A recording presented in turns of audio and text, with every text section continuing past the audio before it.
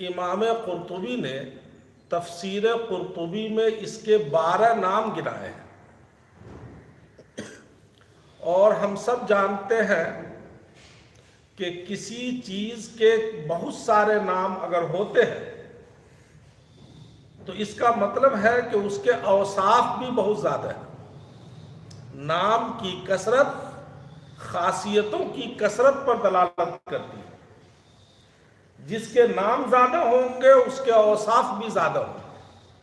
ایک انسان ہے، اس کا نام، اس کے ناموں میں ایک لقب آتا ہے عالم، حافظ، قاری، مفتی، تو کئی الفاظ آ گئے۔ اس کا مطلب یہ ہے کہ وہ فن قرأت سے بھی واقف ہے، حفظ قرآن کی دولت بھی اس کے پاس ہے، مسند افتاء پہ بھی بیٹھ سکتا ہے۔ الغرض نام جتنے زیادہ ہوں گے اوصاف اور خاصیت بھی اتنی زیادہ ہوگی۔ سورہ فاتحہ کا نام 12 ہے، اور یہ سارے نام خود رسول اللہ صلی اللہ علیہ وسلم سے ثابت ہے، کسی اور نے نہیں دیے یہ نام۔ جن میں سے ایک نام سورۃ الشفا ہے، سورۃ الشفا۔ گویا یہ سورہ انسان کی روحانیت کے لیے بھی شافی ہے اور جسمانیت کے لیے بھی شافی ہے، جسم کے امراض کے لیے بھی شافی، روح کے امراض کے لیے بھی شافی۔ جسم کے امراض سے مراد بخار ہو، اسے دم کر کے آپ دیکھیے فائدہ ہوگا۔ کوئی اور بیماری ہے، اس کو پڑھ کے دم کیجئے فائدہ ہوگا، مگر شرط ہے کہ اعتقاد اور یقین۔ اگر اعتقاد اور یقین کے ساتھ انسان اس سورہ کو پڑھ کے دم کرے گا تو بالیقین فائدہ ہوگا۔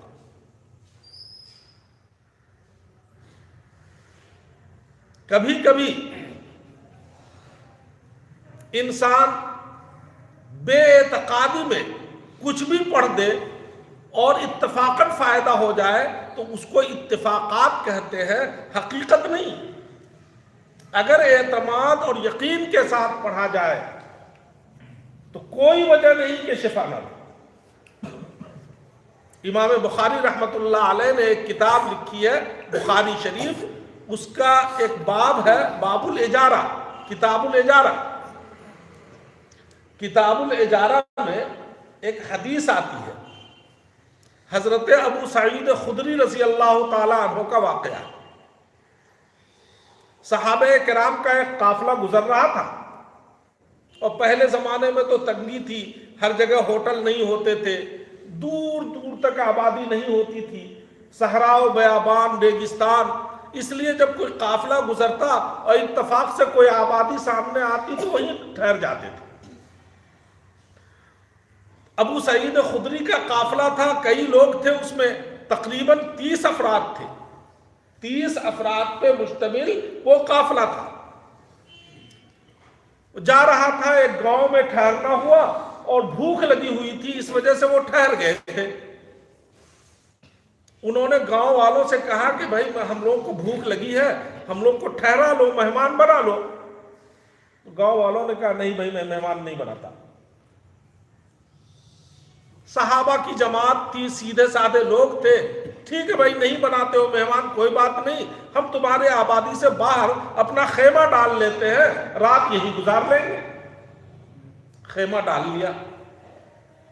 اتفاق سے اس گاؤں کے چودھری کو، پردھان کو اور گاؤں کے ذمہ دار کو کسی زہریلے جانور نے ڈس لیا۔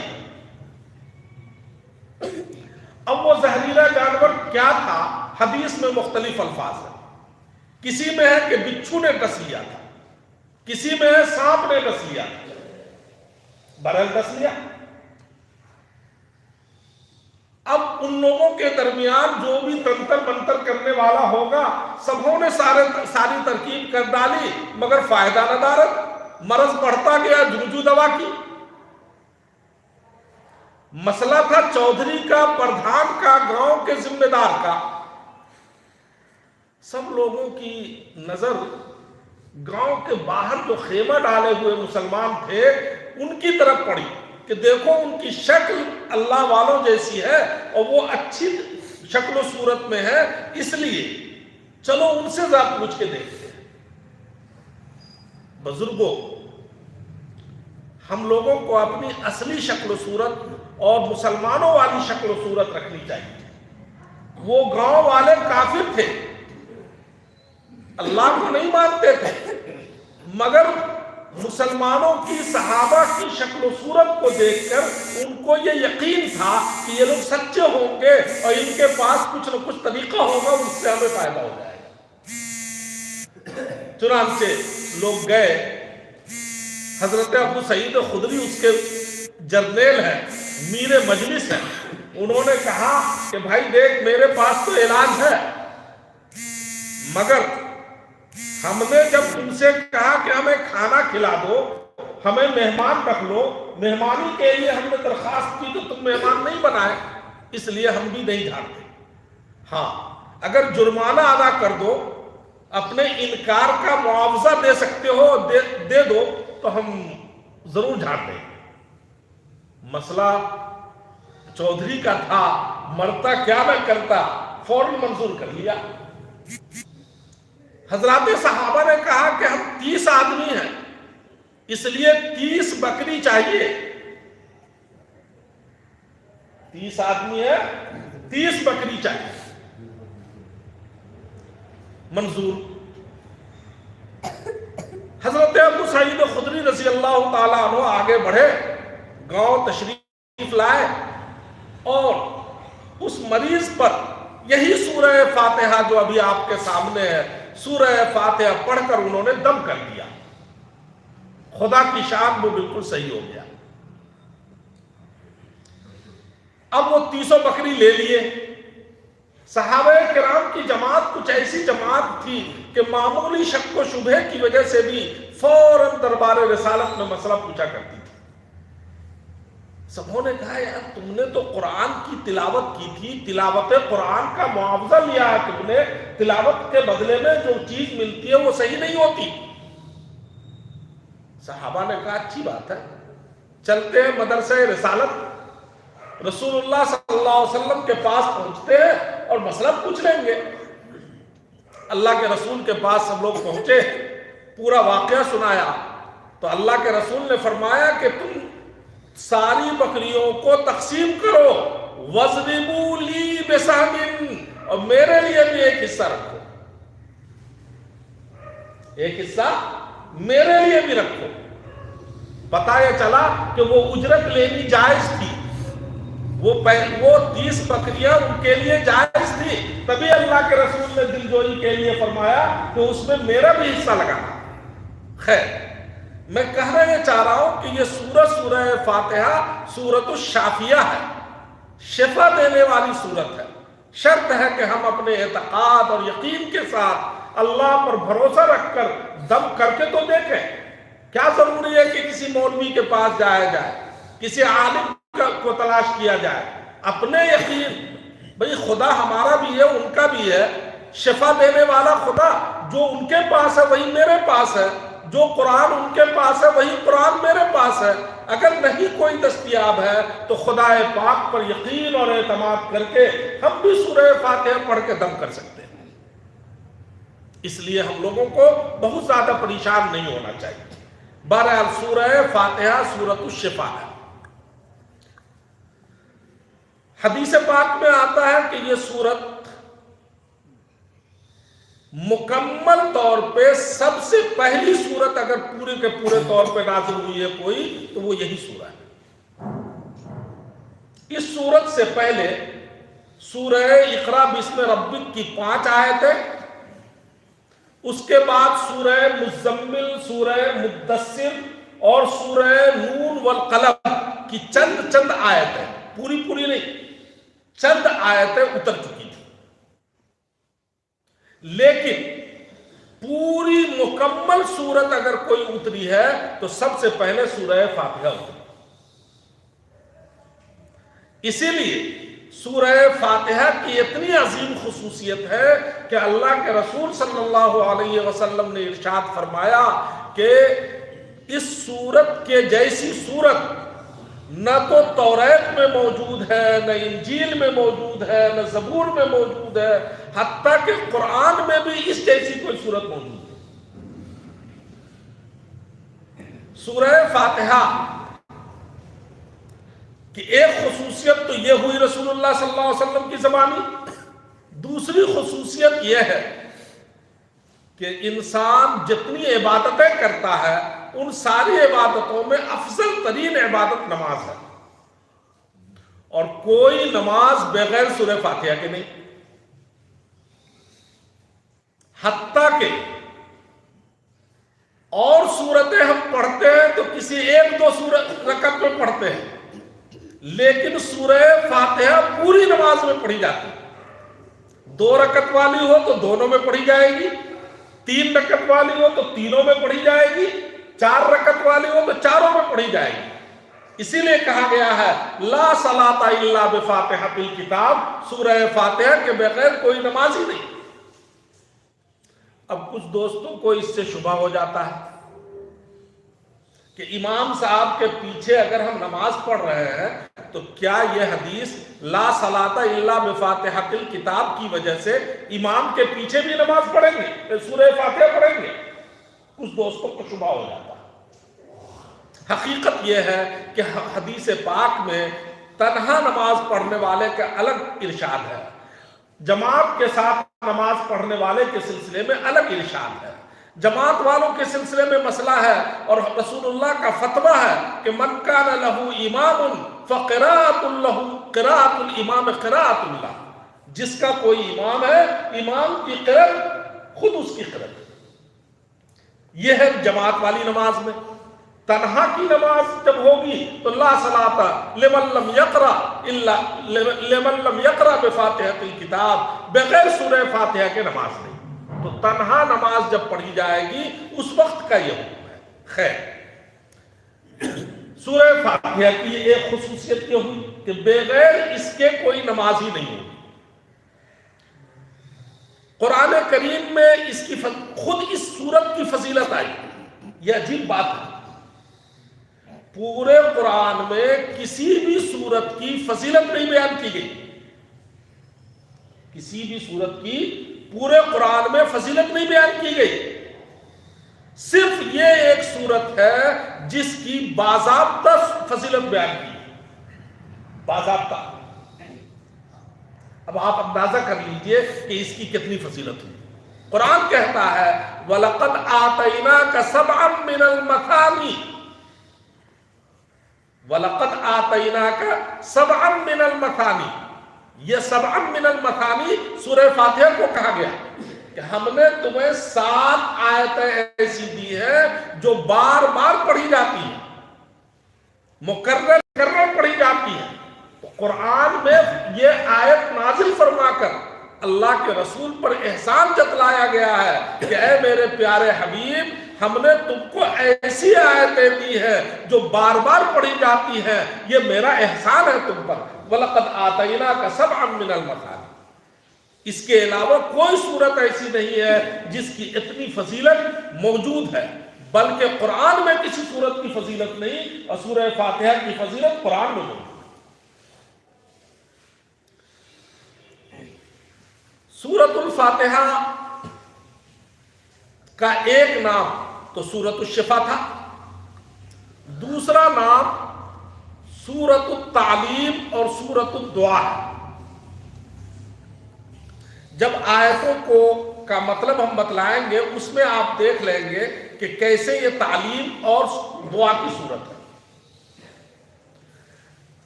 الحمد، الف لام کا ترجمہ ہے تمام۔ الف لام ہر جگہ نہیں ہوتا تمام، یہاں پر ہے الف لام کا ترجمہ تمام۔ حمد کے معنی ہے تعریف کرنا، حمد کے معنی ہے تعریف کرنا، لیکن کسی کی اختیاری خوبیوں پر جب تعریف کی جاتی ہے تو اسے حمد کہتے ہیں، اور کسی کے انعام پر تعریف کی جاتی ہے زبان سے تو اسے شکر کہتے ہیں۔ کسی نے مجھ پر انعام کیا اس انعام کے بدلے میں ہم نے اس سے کہا ماشاءاللہ اللہ نے آپ کو بہت خوب دیا ہے، اللہ آپ کو جزائے خیر دے، بہت اچھا کام آپ کر رہے ہیں، یہ تعریف جو ہم ان کی کر رہے ہیں اس کا نام ہے شکر۔ انعام کوئی کر رہا ہے، احسان میرے اوپر کر رہا ہے، پھر میں اس کا شکریہ ادا کروں تو وہ لغت کے اعتبار سے شکر کہلائے گا۔ اور مدح کے معنی بھی تعریف کے ہیں، مگر مدح اختیاری خوبی ہو یا غیر اختیاری خوبی، دونوں پر تعریف کرنے کو مدح بولتے ہیں۔ مثال کے طور پر ہم خوبصورت ہیں، ہمیں کسی نے کہا ماشاءاللہ یہ بہت خوبصورت ہے۔ خوبصورتی انسان کے اپنے بس میں نہیں، غیر اختیاری چیز ہے۔ اللہ نے خوبصورت بنا دیا، خوبصورت ہے، اللہ نے کالا بنا دیا، کالا ہے، اللہ نے گورا بنا دیا، گورا ہے، یہ انسان کے اپنے اختیار میں نہیں، مگر اس پر جو تعریف ہو رہی ہے اس کو مدح کہیں۔ اسی انسان نے کسی کو کچھ عنایت کر دیا، اس کے شکریہ میں ہم نے کچھ الفاظ کہے، وہ بھی شکر ہے۔ الغرض شکر، مدح اور حمد، یہ تین الفاظ لغت میں استعمال ہوتے ہیں تعریف کرنے کے لیے۔ مگر دوستو اکثر ایسا ہوتا ہے کہ تفسیر قرآن کرنے والے علماء نہیں ہوتے ہیں۔ آپ یوٹیوب پہ دیکھیں گے بہت سارے لوگ ایسے بھی ہیں جو تفسیر قرآن کر رہے ہیں اور عالم نہیں ہیں، مستند عالم نہیں ہے، تو وہ ٹھوکر کھا جاتے ہیں، بڑی بڑی ٹھوکر کھاتے ہیں۔ ایک کتاب بھی چھپی ہوئی ہے تفسیر قرآن کے نام سے، کتاب کا نام ہے تدبر قرآن۔ اس کتاب کے مصنف امین احسن اصلاحی، بڑی مشہور کتاب ہے۔ انہوں نے یہاں پر ٹھوکر کھائی ہے اور کہا ہے کہ حمد کا معنی یہاں پہ شکر ہے، حمد کا معنی حمد نہیں، جبکہ حمد سے بڑھ کر کوئی لفظ لغت میں موجود نہیں ہے اللہ کی تعریف کرنے کے لیے۔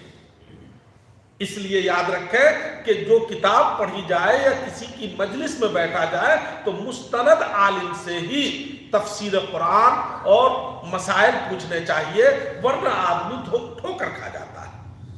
امین احسن اصلاحی انہوں نے باضابطہ تدبر قرآن میں یہ جملہ لکھ رکھا ہے کہ حمد کا معنی یہاں پر شکر ہے، حمد نہیں۔ سوال یہ پیدا ہوتا ہے کہ اگر شکر ہی کا معنی ہوتا تو اللہ نے الحمدو کیوں کہا، شکر کیوں نہیں کہا، جبکہ شکر کا لفظ بھی قرآن میں موجود ہے، لئن شکرتم لازیدنکم، شکر کا لفظ بھی قرآن میں ہے۔ اگر شکر ہی کا معنی ہوتا تو اللہ شکر کا لفظ بول دیتا، حمد کیوں بولا؟ یہ تدبر قرآن میں ہے اور اسی جگہ پہ موجود ہے وہ جملہ، اسی الحمدللہ کی تشریح کرتے ہوئے انہوں نے یہ بات کہی ہے۔ اگر کوئی دیکھنا چاہے تو دیکھ سکتے ہیں۔ بہرحال حمد کے معنی تعریف ہے، للہ، اللہ کے لیے، تمام تعریفیں اللہ کے لیے۔ گویا ہم ایک دعویٰ کر رہے ہیں، اللہ ایک دعویٰ کر رہا ہے کہ تمام تعریفیں اللہ کے لیے، تمام تعریفیں۔ ایک انسان مکان بناتا ہے، ہم مکان کو دیکھتے ہیں، کہتے ہیں ماشاءاللہ مکان بہت اچھا ہے، وہ مکان کی تعریف نہیں ہے، اصلاً تعریف معمار کی ہے، مکان بنانے والے کی ہے۔ ہم کسی انسان کو دیکھتے ہیں اور کہتے ہیں ماشاءاللہ بہت حسین و جمیل ہے، بدن سے ڈول ہے، بدن بڑا خوبصورت ہے، ہم اس انسان کی تعریف کر رہے ہیں، حقیقت میں انسان کی تعریف نہیں ہے، انسان کو بنانے والے کی تعریف۔ لہذا دنیا میں جتنی تعریفیں ہو رہی ہیں، ہر تعریف کس کی ہو رہی ہے؟ اللہ کی ہو رہی ہے۔ الحمدللہ، تمام تعریف اللہ کی، جہاں بھی ہم تعریف کریں گے۔ آپ ماشاءاللہ نمازی ہیں، بہت اچھی بات ہے، تعریف کر رہے ہیں ہم۔ آپ کو نماز کی توفیق جس نے دی ہے، جس نے نماز پڑھنے کا داعیہ آپ کے اندر پیدا کیا ہے، تعریف اس کی ہو رہی ہے۔ بولے کتنے لوگ ہیں جو مسجدوں کا رخ بھی نہیں کرتے. الغرض دنیا میں جتنی تعریفیں ہیں سب کس کے لیے ہیں؟ اللہ کے لیے. اسی لیے کہا گیا الحمدللہ، ساری تعریف اللہ کے لیے. اب یہ ہم دعویٰ کر رہے ہیں اور ہمیشہ نماز میں پڑھ رہے ہیں، پھر ہمیں جائزہ لینا چاہیے کہ کیا واقعتاً ہم اللہ کے لیے ہی تعریف کرتے ہیں یا کسی اور کے لیے بھی تعریف کرتے ہیں. ایک بزرگ گزرے ہیں خواجہ باقی باللہ رحمۃ اللہ علیہ. خواجہ باقی باللہ بڑے مشہور بزرگ. ایسے ہی مجلس قائم تھی. اس مجلس میں کسی نے کہہ دیا حضرت آپ تو ماشاءاللہ بڑے اللہ کے ولی ہیں، صاحب کشف ہیں، صاحب کرامت ہیں، آپ کا مقام بہت اونچا ہے، یہ ہے وہ ہے، بڑی تعریف کی. اتفاق سے حضرت نے اس کا کوئی انکار نہیں کیا.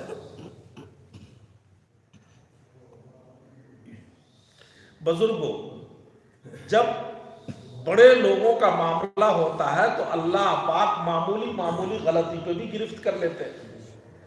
خواجہ باقی باللہ رحمت اللہ علیہ نے اپنی تعریف کے جواب میں کوئی انکار نہیں کیا.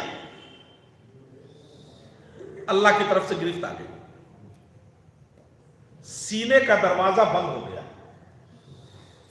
ولایت کے تمام راستے ان کے مسدود نظر آنے لگے. پہلے بہت کچھ دیکھتے تھے، اب کچھ نظر نہیں آ رہا. آنکھ رکھتے ہوئے نابینا ہے، دل رکھتے ہوئے مسدود ہے. دل کا دروازہ بند ہو گیا. اب حضرت پریشان، اللہ ماجرا کیا ہے؟ اللہ کے دربار میں گریوزاری شروع کر دی. آواز آئی کہ اے باقی باللہ، ہمیشہ تم یہ دعویٰ کرتے ہو کہ ساری تعریف اللہ کے لیے ہے، ساری تعریف اللہ کے لیے ہے، پانچوں وقت تم اقرار کرتے ہو ساری تعریف اللہ کے لیے ہے. جب فلاں بندہ تیرے سامنے تمہاری تعریف کر رہا تھا تو تم نے یہ کیوں نہیں کہا کہ میاں ساری تعریف اللہ کے لیے ہے، میرے لیے کیا، میں تو ایک ذرہ بے مقدار ہوں. تم نے اس وقت انکار کیوں نہیں کیا؟ اگر انکار کر دیا ہوتا تو یہ سزا نہیں ملتی. اقرار ہمیشہ تم کر رہے ہو کہ ساری تعریف کا مستحق اللہ ہے، اور تمہاری تعریف جب کی جا رہی ہے تو تم خوش ہو رہے ہو کہ ماشاءاللہ بہت اچھا. اس پہ ان کی گرفت ہو گئی. خیر، میں یہ کہنا چاہ رہا ہوں کہ تمام تعریف جو بھی دنیا میں کی جا رہی ہے وہ تعریف حقیقت میں کس کی ہو رہی ہے؟ اللہ کی. دلیل یہ دی جا رہی ہے کہ رب العالمین. تمام تعریف اللہ کے لیے. کیوں؟ اس لیے کہ وہ سارے جہان کا پالنے والا ہے. رب کس کو کہتے ہیں؟ رب کا لغوی معنی ہے کسی چیز کو درجہ بدرجہ مصلحت کے ساتھ اس طرح پرورش کرنا کہ وہ حد کمال تک پہنچ جائے. ابتدا سے لے کر انتہا تک ان کی مکمل دیکھ ریکھ کرتے ہوئے پرورش کرنے کا نام رب ہے. جو کسی بھی پودے کو، بتائیے ہم بیج بوتے ہیں کھیت میں، ایک ہل چلا کر کے بیج ڈال دیتے ہیں، اس بیج کی پرورش کون کر رہا ہے؟ اس بیج کا معمولی کوپل اور معمولی پودا زمین جتنی سخت چیز کو پھاڑ کر نکل رہا ہے، کون نکال رہا ہے؟ اس معمولی کمزور پودے پر ہوا کے جھونکے لگتے ہیں، ہوا کے تھپیڑے اس سے گزرتے ہیں، پھر بھی وہ پودا صحیح سالم رہتا ہے. اس کو کون محفوظ رکھتا ہے؟ پھر وہی پودا بڑا ہوتا ہے، اس میں بالیاں آتی ہیں، پھر دانے آتے ہیں، پھر وہ دانا ہم تک پہنچتا ہے، ہم پیستے ہیں، پھر آٹا تیار ہو کر روٹیاں بناتے ہیں، پھر روٹی ہم کھاتے ہیں، اور اس کے بعد ہم اللہ کی تعریف کرتے ہیں الحمدللہ. یہ کیا ہے؟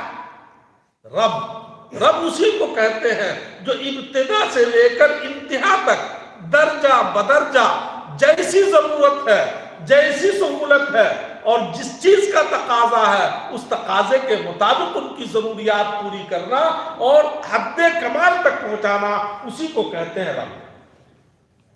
العالمین، عالم، عالم کے معنی دنیا، عالمین جمع ہے۔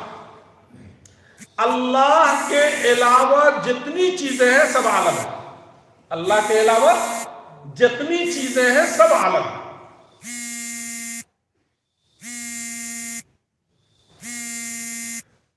کچھ لوگ اپنا خدا بھی اسپیشل رکھتے ہیں۔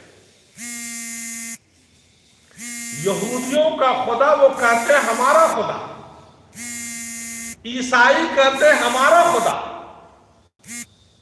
ہر قوم اپنا اپنا خدا اسپیشل رکھتی ہے اور اپنے خدا کو اپنے ہی تک محدود رکھتی ہے۔ ہمارا خدا بین الاقوامی خدا ہے، عالمی خدا ہے، رب العالمین، سارے جہان کا پالنے والا ہے۔ ایک جہان نہیں، سارے جہان، ایک قوم نہیں، ایک ملک نہیں، سارے جہان کا پالنے والا ہے۔ اور دوستو، جہان کتنے ہیں ہمیں خبر نہیں۔ حضرت ابو سعید خدری رضی اللہ تعالیٰ عنہ ایک مرتبہ درس دے رہے تھے، کسی شاگرد نے پوچھا کہ حضرت کیا آپ بتا سکتے ہیں کہ عالم کتنے ہیں؟ انہوں نے فرمایا 40,000۔ حضرت مقاتل سے پوچھا گیا تو انہوں نے بتلایا 70,000۔ مقاتل بہت بڑے مفسر اور تابعی ہیں، انہوں نے کہا 70,000۔ ابو سعید خدری نے کہا 40,000۔ مگر حقیقت کیا ہے یہ اللہ ہی جانتا ہے۔ ہماری نگاہ میں ایک عالم یہ دنیا کا عالم ہے اور اس کے علاوہ کچھ نہیں ہے۔ نہ جانے فضا کا ایک عالم ہے، خلا کا ایک عالم ہے، مریخ کا ایک عالم ہے، سیارات کا ایک عالم ہے، ہر آسمان کا ایک عالم ہے۔ نہ جانے کس کی کیا کیفیت ہے وہ اللہ ہی جانتا ہے۔ اور ہر عالم کی، ہر مخلوق کی تربیت ہمارا خدا کر رہا ہے۔ تو رب العالمین سارے جہان کا پالنے والا ہے، صرف اسی دنیا کے لوگوں اور چیزوں کی پرورش نہیں کر رہا، ہر دنیا کی چیزوں کی پرورش وہ خدا کر رہا ہے۔ تو گویا یہ دلیل ہو گئی کہ تمام تعریف اللہ کے لیے ہے، تو اس لیے ہے کہ وہ سارے جہان کا پالنے والا ہے۔ یہ دلیل اس لیے تعریف ہے کہ وہ سارے جہان کا پالنے والا ہے۔ آگے کا جملہ الرحمن، ہاں ایک بات رہ گئی، شروع ہی میں وہ بات آنی چاہیے۔ سورہ فاتحہ نزول کے اعتبار سے بعد میں ہے، لیکن قرآن کریم میں پہلے ہے۔ تو ہمیں یہ یاد رکھنا چاہیے کہ قرآن کی کوئی آیت ابھی جہاں پر ہے کسی دوسرے انسانوں کا متعین کردہ نہیں ہے، وہ خود رسول اللہ کی طرف سے متعین ہے۔ جس سورہ کا بھی جو نام ہے وہ نام بھی رسول اللہ نے رکھا ہے، اور جو سورہ جہاں پر ہے وہ جگہ بھی رسول اللہ کی متعین کردہ ہے۔ مگر یہ سورت اتری ہے چند آیتوں کے بعد، جیسا کہ میں نے پہلے بتلایا۔ تو اصل میں بات یہ ہے کہ قرآن پاک کی ایک ترتیب ہے لوح محفوظ میں، تو لوح محفوظ کی ترتیب الگ ہے اور اترنے کی ترتیب الگ ہے۔ لوح محفوظ کی ترتیب الگ ہے اور اترنے کی ترتیب الگ ہے۔ ابھی جو ہمارے پاس قرآن پاک ہے یہ اسی ترتیب میں ہے جس ترتیب میں لوح محفوظ کے اندر ہے۔ لوح محفوظ میں سب سے پہلے سورہ فاتحہ اور سب سے آخر میں سورہ ناس، موجودہ ترتیب لوح محفوظ کے مطابق، اور اترا جو ہے قرآن پاک وہ ہماری ضرورت کے لحاظ سے اترا۔ ہمیں ایک نسخے کی ضرورت تھی، اللہ پاک نے وہ نسخہ نازل فرما دیا۔ ہم نے ایک سوال کیا، اللہ نے اس کا جواب دیتے ہوئے عنایت فرما دیا۔ تو اترا ہے، نزول ہوا ہے ہماری ضروریات کے لحاظ سے، اور قرآن جمع ہوا ہے لوح محفوظ کی ترتیب کے لحاظ سے۔ لہٰذا اگر کوئی اس ترتیب کے خلاف قدم اٹھاتا ہے تو سمجھا جائے یہ مکابرہ ہے اور ہٹ دھرمی ہے اور گمراہی ہے۔ ایک بات تو یہ۔ دوسری بات، سورہ فاتحہ کے سلسلے میں نے پچھلے جمعہ یہ بتلایا تھا کہ بسم اللہ الرحمن الرحیم سورہ فاتحہ کا جز نہیں ہے، شاید آپ لوگ کو یاد ہو۔ بسم اللہ الرحمن الرحیم سورہ فاتحہ کی آیت نہیں ہے، بلکہ پہلی آیت الحمدللہ ہے اور آخری جملہ وَلَضَّالِّينَ ہے۔ اس میں اختلاف تھا امام شافعی کا، امام ابو حنیفہ کا، تو بہرحال ہم حنفی ہیں، لحاظ سے الحمدللہ پہلی آیت ہے اور وَلَضَّالِّينَ آخری آیت ہے۔ مجھے ابھی اس کی ایک دلیل یاد آئی ہے، اس لیے بول رہا ہوں کیونکہ علماء بھی اس مجلس میں۔ بسم اللہ الرحمن الرحیم اس سورہ کی اگر آیت ہوتی تو الرحمن الرحیم آگے اسی سورہ میں آ رہی ہے، جو الرحمن الرحیم بسم اللہ میں موجود ہے وہی من معن اس میں بھی آ رہی ہے، اور اس تکرار کی کوئی وجہ، کوئی فائدہ بظاہر موجود نہیں ہے۔ اس لیے یہ ہمارے امام ابو حنیفہ رحمۃ اللہ علیہ کے قول کی بظاہر تائید سمجھ میں آ رہی ہے کہ یقیناً بسم اللہ الرحمن الرحیم سورہ فاتحہ کا جز نہیں ہے، اس لیے کہ الرحمن اور الرحیم دونوں دوبارہ آ رہا ہے، اور بسم اللہ میں بھی الرحمن الرحیم موجود ہے، تکرار کی کوئی وجہ نہیں ہے، پھر اس کو بسم اللہ کو سورہ فاتحہ کا جز کیسے کہا جائے گا؟ بہرحال الرحمن کا معنی میں نے بتلایا تھا نہایت رحم کرنے والا، اور الرحیم کا معنی ہے بہت مہربان۔ الرحمن کا مطلب کیا بتلایا تھا؟ جس کی رحمت عام ہے، اور رحیم کا مطلب ہے جس کی رحمت تام ہے۔ رحمت عام ہے، رحمت تام ہے۔ عام کا مطلب اپنے پرائے غیر سب کو اس کی رحمت ہے، اور تام کا مطلب ہے پوری پوری، جس کو بھی رحمت دی جائے پوری رحمت دی جائے، جس پر بھی مہربانی کی جائے پوری مہربانی کی جائے۔ اسی لیے مسئلہ آتا ہے کہ رحمان صرف اللہ ہے، کوئی بندہ نہیں ہو سکتا۔ ہم لوگ غلطی کرتے ہیں کہ کسی کا نام عبد الرحمن ہوتا ہے تو ہم ان کو کہتے ہیں او رحمان بھائی، یہ کہنا جائز نہیں، رحمان بھائی کہنا جائز نہیں۔ رحمان صرف اللہ ہے، کوئی انسان رحمان نہیں۔ رحیم تو بندہ ہو سکتا ہے، رحمان نہیں ہو سکتا۔ قرآن کریم میں نبی پاک کی صفت بیان کی گئی ہے لرؤوف الرحیم، اللہ کے رسول کو رحیم کہا گیا، تو رحیم تو بندہ ہو سکتا ہے، رحمان بندہ نہیں ہو سکتا۔ رحمان صرف اللہ ہو سکتا ہے، اللہ کے علاوہ کوئی رحمان نہیں۔ اللہ کا ایک نام اللہ اور دوسرا نام رحمان، یہ دونوں صرف اور صرف اسی وحدہ لا شریک لہ کے لیے ہے، کسی اور کا نام یہ نہیں رکھا جا سکتا۔ اس کی وجہ کیا ہے؟ حصی طور پہ سمجھا جائے، آپ کے پاس 100 روپے ہیں، آپ کے اختیار میں ہے کہ یہ 100 روپے پورا کا پورا کسی کو دے دے سکتے نا؟ نہیں دے سکتے؟ دے سکتے ہیں۔ آپ کے پاس پوری دولت 100 روپے کی ہے، آپ اپنا پورا 100 روپے نکالا اور کسی بھی بچے کے حوالے کر دیا، گویا پوری دولت آپ نے اس کو دے دی، یا آپ کے اختیار میں۔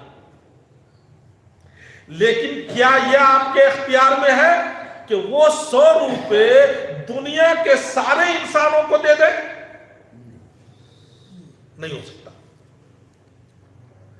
پورا کا پورا کسی ایک کو تو دے سکتے ہیں، لیکن وہی दौलत वही नेमत सबको तकसीम कर दे, ये नहीं हो सकता। रहमान उसको कहते हैं जो सबको दे दे, ये इख्तियार बंदों को नहीं है, इसलिए इन बंदों को रहमान नहीं कहा जा सकता। और रहीम बंदों को कहा जा सकता है इसलिए कि रहीम किसी एक पर पूरे तौर पर मेहरबान हो सकता है। तो बंदे को रहीम कह सकते हैं, रहमान नहीं कह सकते हैं। हमें यह मसला याद रखना चाहिए, आमतौर से गलतियां होती हैं। बहरहाल रब्बिल आलमीन भी अल्हम्दुलिल्लाह की दलील है, और अर्रहमान अर्रहीम ये भी अल्हम्दुलिल्लाह की दलील है कि सारी तारीफ अल्लाह के लिए है। क्यों? इसलिए कि वो सारे जहान का पालने वाला है, और इसलिए कि वो बड़ा शफीक है, बड़ा मेहरबान है, बहुत ही रहमत करने वाला है। तो अर्रहमान अर्रहीम भी अल्हम्दुलिल्लाह की दलील। आगे का जुमला है मालिक यौमिद्दीन। मालिक हम लोग जानते हैं मालिक किसको कहते हैं। यौम के माना दिन, और अद्दीन, अद्दीन का कई माना कुरान में कई माना में इस्तेमाल हुआ। एक माना मजहब है, इन्नद्दीन इंदल्लाहिल इस्लाम। दीन मजहब के माना में भी है। दीन कई माना में इस्तेमाल है, उनमें से एक माना है जजा। जजा और सजा, बदले के लिए लफ्ज दीन इस्तेमाल किया जाता है। कुरान करीम में इस माना में भी कई जगह इस्तेमाल है। यहां पर अद्दीन जजा के माना है। तो मालिक यौमिद्दीन का तर्जुमा हुआ रोजे जजा का मालिक, बदले के दिन का मालिक। दोस्तों, एक होता है मालिक, एक होता है काजी, हाकिम। मालिक अलग चीज है, हाकिम अलग चीज है। हमने एक मुकदमा दायर किया सेशन कोर्ट में, हाई कोर्ट में, सुप्रीम कोर्ट में, सब कोर्ट ने एक फैसला सुनाया कि इसको फांसी दे दी जाए। अब कोई कोर्ट ऐसा मौजूद नहीं है, तो मजबूर होकर के आदमी कहां जाएगा? सदरे जमहूरिया के पास।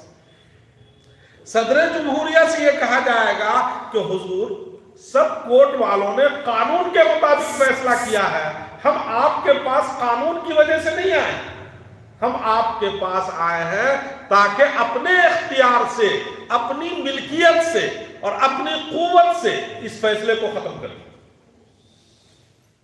सदरे जमहूरिया कर सकता है, नहीं कर सकता? फांसी को खत्म कर सकता। क्या कानून के तहत है? नहीं।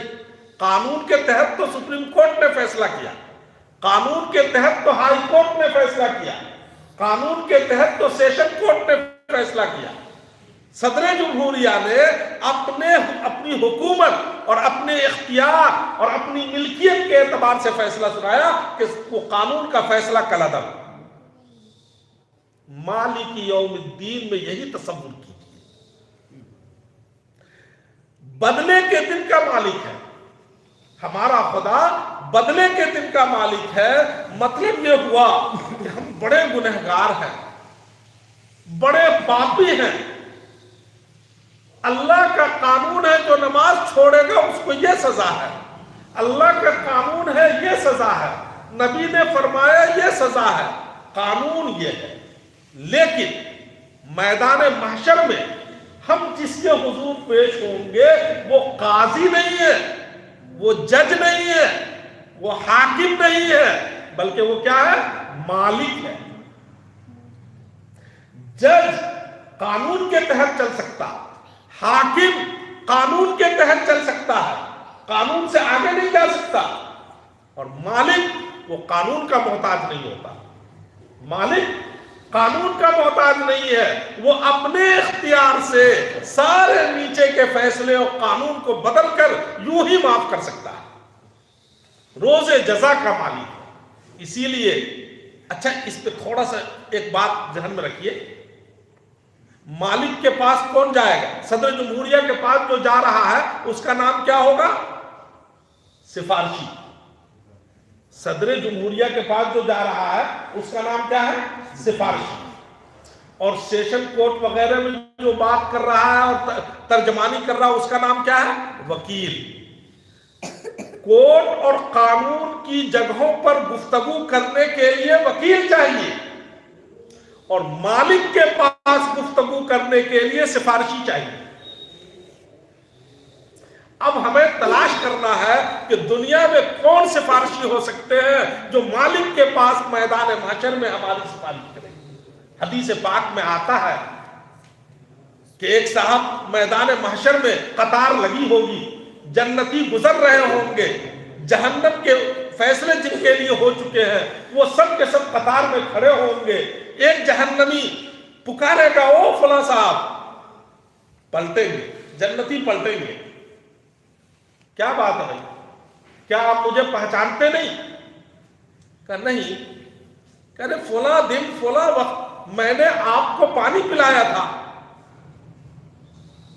اچھا, اتفاق سے وہاں لوگوں کا حافظہ بھی بہت غضب کا ہوگا, سال ہاں سال پہلے کا واقعہ اور یاد ہوگا.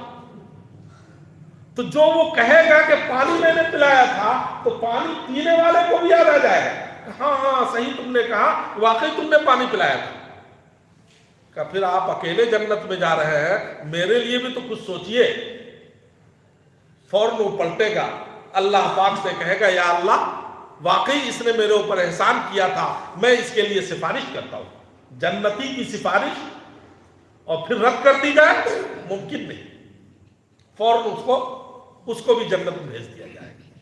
اس طرح جتنے لوگوں کو سفارش بنایا گیا ہے حدیث پاک میں, ان میں سے ایک سفارشی علماء بھی ہیں, ایک سفارشی یتیم بچے بھی ہیں, ایک سفارشی طالب علم بھی ہیں, ایک سفارشی بیوائیں بھی ہیں, محتاج و مسکین بھی ہیں. حدیث میں سب کو سفارشی کہا گیا ہے. دوستو, قیامت کے روز مالک کے سامنے ہماری پیشی ہوگی, اس لیے وہاں وکیل کی ضرورت نہیں ہے, وہاں سفارشی کی ضرورت ہے. اس لیے ہمیں دنیا ہی میں سفارشی تیار کر لینا ہے. مالک یوم الدین, جو بدلے کے دن کا مالک. بہرحال ایک مرتبہ پھر میں ترجمہ دوہرا دیتا ہوں. الحمدللہ رب العالمین, تمام تعریف اللہ کے لیے ہے جو سارے جہان کا پالنے والا ہے. الرحمن الرحیم, جو بڑا مہربان نہایت رحم کرنے والا ہے. مالک یوم الدین, جو بدلے کے دن کا مالک ہے. آج صرف یہ 3 آیت, پھر بقیہ آئندہ انشاءاللہ العزیز. اللہ پاک ہم سبوں کو قرآن کریم سے محبت پیدا فرما دے اور سورہ فاتحہ میں ابھی جو کچھ بھی بات آئی ہے ان سب کو اپنی زندگی میں داخل کرنے کی توفیق مرحمت فرمائے. وآخر دعوانا الحمدللہ رب العالمین. صدق اللہ العلی العظیم. دعا فرما دی.